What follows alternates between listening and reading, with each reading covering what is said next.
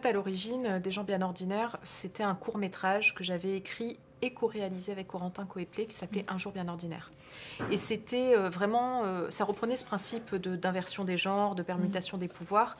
Et tout le court-métrage était un peu basé là-dessus d'ailleurs, puisque c'était un film qui était plutôt militant, presque un peu ciné-tract. Donc assez différent au final de ce qu'est la série, puisque la série donc s'étale sur non pas une journée mais sur une année. C'est tout le parcours de Romain. Et je trouvais en fait que ça se prêtait bien à la déclinaison sérielle parce que une fois qu'on avait fini de regarder ce court-métrage, on avait envie d'en savoir plus sur ce type-là. C'est qui?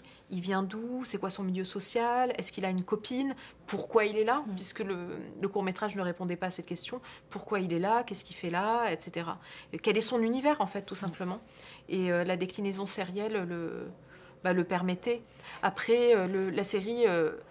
La série n'est pas exactement le court-métrage. Déjà dans le ton, c'est assez différent puisque la série, elle est plutôt tragicomique, on va dire. Il y a quand même quelques moments un peu drôles. Il est quand même question de dénoncer la banalité du sexisme. Néanmoins, il y a des situations qui sont quand même assez drôles. Donc on n'est pas juste dans un truc très militant comme ça. Et puis en termes de réalisation, on est sur quelque chose d'assez différent puisqu'on est sur une série en 4/3. Alors j'ai tourné en 4/3 déjà parce que en fait le 4/3 c'est pour la petite histoire j'ai appris à réaliser en 4/3. Le premier film que j'ai réalisé c'était en 2000 et donc la première fois que j'ai réalisé un film c'était en 4/3 et l'action se passe en 1999 donc à une époque où voilà on rendait les PAD non pas en 16/9 mais en 4/3. Donc voilà j'avais envie de reprendre ce format-là, qui, encore une fois, est très différent de la série. La série, c'était pas la même... du court-métrage, la série était très différente. C'était pas la même image, c'était pas le même traitement sonore. Enfin, voilà.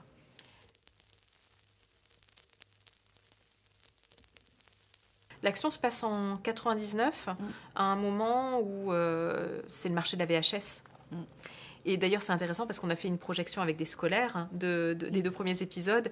Et les petits, enfin les lycéens, ils savaient pas ce qu'était une VHS, en fait. Donc, c'était assez marrant. Donc, c'est le moment, en fait... C'est la fin, c'est les dernières heures fastes de cette industrie-là, et du cinéma aussi un petit peu, et d'autres médias aussi. C'est avant la révolution numérique, c'est même avant le DVD. Et je trouve que c'est une période qui est intéressante, puisque c'est une période où les films pornographiques, c'était un cinéma du pauvre, un cinéma avec des films qui étaient parfois très très bêtes et très très nuls. Mais c'était quand même un petit cinéma quand même. C'était une petite industrie cinématographique un peu à part, un peu comme le cinéma bis, un peu comme les nanars. C'était un peu ça, quoi. Et je trouve que c'est une période qui est intéressante. Et donc, pourquoi 99 ? Parce que c'est vraiment les dernières heures de ce milieu-là, où après, à partir de 2000-2001, c'est vraiment la révolution numérique. C'est le moment aussi où les Hôtes d'Or sont expulsés de Cannes. Donc c'est assez intéressant aussi finalement de lancer en avant-première ici les premiers épisodes à Cannes. C'est que quelque part le milieu du porno français est mort à Cannes il y a un peu plus de 20 ans maintenant. Donc voilà, c'est une période que je trouve intéressante à mettre en scène, même visuellement. Voilà, et puis ça me permettait aussi de fait de tourner en 4/3 aussi. C'était un bon prétexte pour tourner en 4/3. J'avoue que... Moi, je l'ai vu comme une succession presque de tableaux, en fait, parce que chaque épisode se passe déjà dans un décor différent, avec une thématique différente. Je sais pas, par exemple, l'épisode 1, ça va être la découverte de ce milieu. L'épisode 2, ça va être la faculté et la première confrontation avec le regard social. Après, ça va être ses parents. Enfin, voilà. Chaque épisode se passe dans un univers différent et soulève une problématique différente.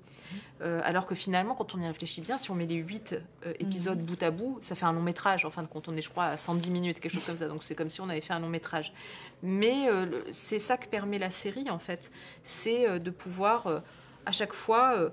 aborder une autre thématique et vraiment le diviser comme ça, presque comme des cases comme des planches de BD, quoi, finalement. C'est comme s'il y avait 8 planches de BD comme ça.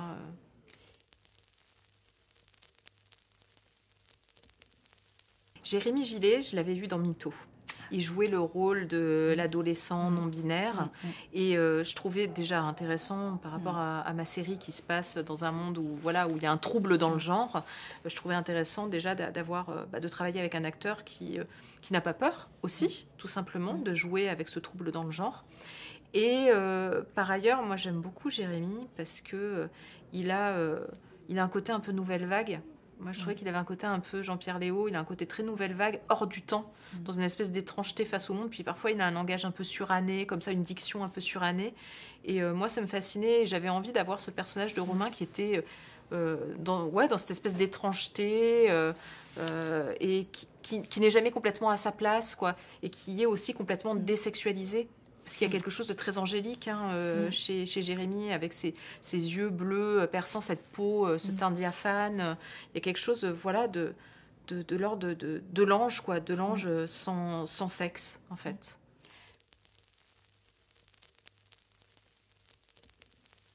Ouais, je suis assez d'accord avec ça. C'est comme ça que je le concevais, Romain. C'était un personnage asexué, voire asexuel aussi, puisqu'on voit bien que le sexe ne l'intéresse pas. Ou en tout cas, le sexe l'intéresse dans sa représentation, mais non pas dans sa pratique. Ce qui me rappelle quelqu'un.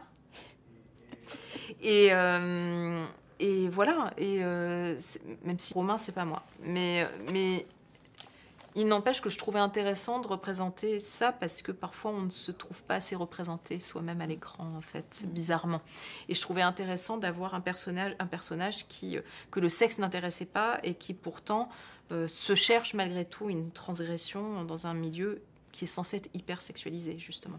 Sa meilleure amie lui dit, d'ailleurs, je suis même pas sûre que t'aimes baiser, je suis même pas sûre que t'aimes vraiment baiser. Elle dit, je comprends pas tu regardes pas ce genre de film, et je suis même pas sûre que t'aimes vraiment baiser. Puis il y a un moment aussi où à la fin il parle d'amour avec le personnage joué par Sophie-Marie Larouille, qui est donc le personnage d'André, où il dit le couple ça m'intéresse pas, l'amour ça m'intéresse pas, je crois que le sexe ça m'intéresse pas, la seule chose qui m'intéresse c'est l'amitié.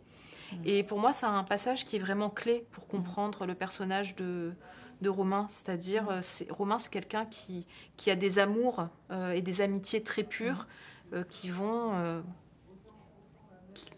j'allais dire, qui vont au-delà du sexe, qui sont en dehors du sexe en tout cas. Je sais pas, au-delà, ça c'est un jugement de valeur, je dirais en dehors du sexe.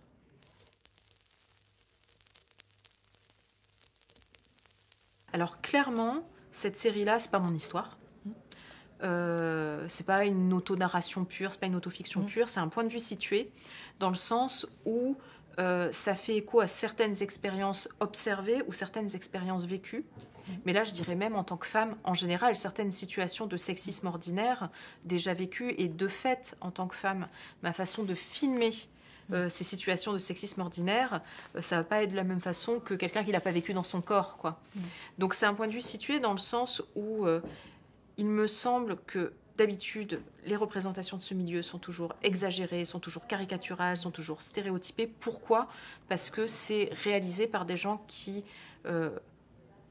réagissent avec leurs propres peurs, leurs propres tabous, leurs propres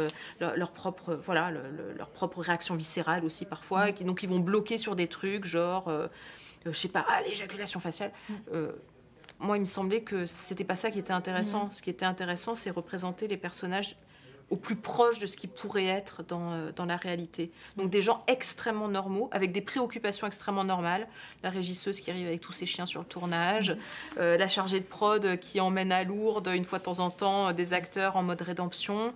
Enfin voilà, la réalisatrice jouée par Romane Bourringer, la réalisatrice besogneuse qui est là pour faire ses heures, qui d'habitude réalise du film d'entreprise.